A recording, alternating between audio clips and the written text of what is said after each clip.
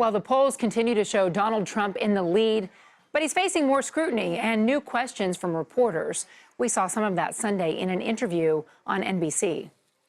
Who do you talk to for military advice right now? Well, I watch the shows. I mean, I really see a lot of great, when you watch your show and all of the other shows, and you have the generals, and you have certain people that you like. Did you catch that? He says that he watches the shows when asked where he gets his national security advice. So we checked online to see how much scrutiny Trump got from those comments. Here's one headline we saw. Trump's exchange reminded us of an interview from 2008 when vice presidential candidate Sarah Palin sat down with CBS and was asked where she gets most of her news. And when it comes to establishing your worldview, I was curious, what newspapers and magazines did you regularly read before you were tapped for this to stay informed and to understand the world? I've read most of them, again, with a great appreciation for the press, for the media. But like what one specifically, I'm curious that you... all of them, any of them that have been in front of me over all these years. I have a vast variety of sources where we get our news to. Alaska isn't a foreign country where it's kind of suggested. It seems like, wow, how could you keep in touch with what the rest of Washington, D.C. may be thinking and doing when you live up there in Alaska? Believe me, Alaska is like a microcosm of America. Well, for that, Palin got no shortage of headline scrutiny, mockery, and contempt. Even landed her on Saturday Night Live, of course. So has us wondering, is there a double standard? Who better to ask than Michele Bachmann, who sought the Republican nomination for president in 2012. She joins us from Minneapolis. It's so great to see you. Thank you. It's great to see you today, too. Is there a double standard for men and women when it comes to politics?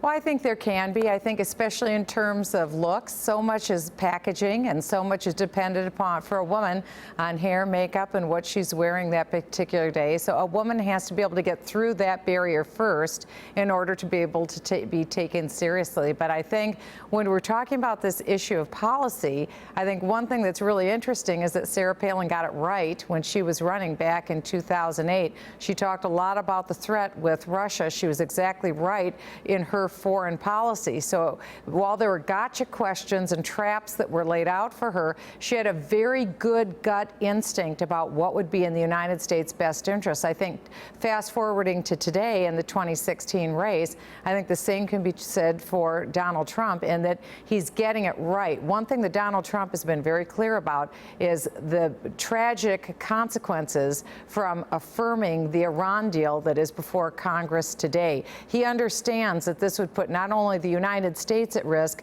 it would also put our ally, the Jewish state of Israel, at risk. And he gets the gut instinct right. So he may not have the sources that might be Harvard, Yale, typical sources, but he gets it right when it comes to a gut instinct. And yet, at this point in the campaign, a former spokesperson for the RNC tells me it's typical for campaigns to have onboard advisors, people who know their fields inside and out, advising the candidates about, especially about foreign policy. And he says he's getting it from the Sunday talk shows. If Carly Fiorina or Hillary Clinton said that they were getting their information from the Sunday talk shows, do you think that they would have gotten more scrutiny over that? I think you're asking a great question, because I think they probably would have gotten more scrutiny over that.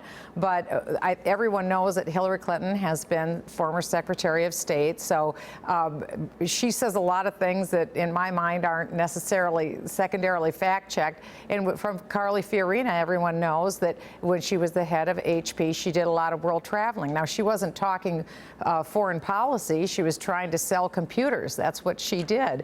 But Donald Trump is a very different animal. Donald Trump has literally done deals all across the world. He also understands the geopolitical aspect of different nations and how their politics interact with their ability to be able to conduct financial transactions. So I think he's actually a much better student of a lot of these issues than people think he is. He comes across as street smart, but he also understands, I think, on the street what's happening politically with a lot of these nations. But he's also very upfront about his shortcomings as well, and I think that's refreshing. You think he's upfront about his shortcomings? I think so. I think it's an odd thing. On one hand, he's probably one of the most arrogant candidates we've ever seen, but on the other hand, I think he's one of the most humble candidates in different ways too, and that he completely admits. For instance, I don't mean in the to laugh, debate, but I haven't seen. Let me finish. Okay. Let me finish. His answer in the debate when he was asked the question about giving money to Hillary Clinton, he was very upfront. He said, "Look, I give money to Democrats. I give money to Republicans because maybe you need a favor down the road. That's the way it's done." A lot of people were shocked that he gave that answer. It's pretty humble because he actually was talking about the way Washington, D.C. actually works. People are sick of it. Yeah. But he was actually pretty honest about it. I guess I just interpreted that differently because then he followed it up with, he's extremely rich. He's very rich. He wants you to know he's very rich. That's typical Donald Trump. He says that about every 15 seconds. So, right. you know, that's typical Donald. So when we're talking about being on the campaign trail, and you've had experience with this, you know, mistakes happen. People misspeak. I remember when you were making your announcement in Waterloo, Iowa, you got your John Waynes mixed up, and John Wayne, the Duke, suddenly was John Wayne Gacy, the notorious serial killer. You know, actually, the story on that, yeah. It's interesting. I didn't get my John Waynes mixed up. I knew exactly who I was talking about. This is an example of a media-inspired smear, where someone said that I was talking about John Wayne Gacy. I wasn't at all.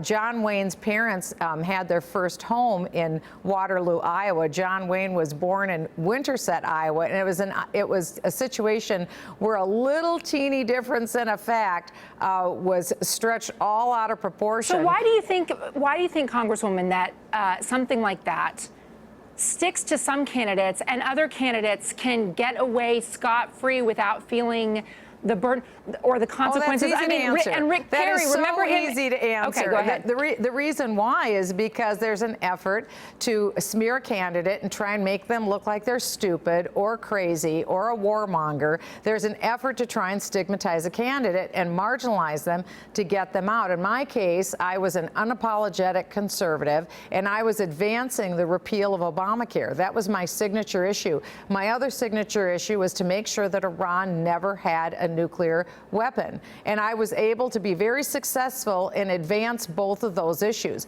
One thing Donald Trump has been very successful is advancing the issue of stopping illegal immigration in the United States. That makes a lot of people upset because he's advancing that interest. It's very politically incorrect. And so a lot of people are trying to marginalize him to make him look like he doesn't know what he's talking about on different issues. He'll have to stand for that himself. I'm not here to defend what he knows or doesn't know. But I do think that, again, he has a very good gut instinct on what's good for America in terms of foreign policy, just like I think Sarah Palin very definitely demonstrated. She understood from a gut instinct point of view what was good for American national security interests. It's interesting because this summer, both the Wall Street Journal and the National Review have written stories comparing Donald Trump to you in your run for office, reminding readers that you were at the same point in terms of support in the polls in the summer leading up to the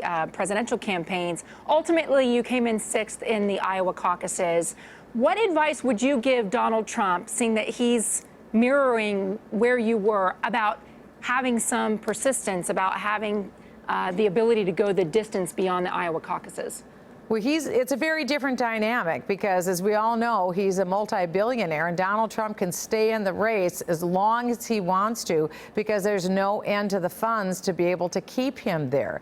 And I think for Donald Trump, I think one thing that he understands, and I hope he understands, is that as long as he's talking about the issues rather than personality conflicts, if he's talking about issues, I think he'll have staying power because, you know, different candidates, it's uncanny, different candidates, it seems like they wear, when we were little kids, these cereal boxes sold decoder rings, secret decoder rings, and different candidates seem to have their pulse on the issue. In other words, they have the secret decoder ring of what's on the voters' minds.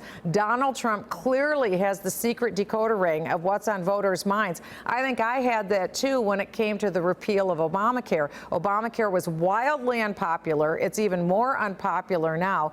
Donald Trump understands people are not happy with with massive immigration from third world countries in the United States when we can't fully assimilate all of these people in our country.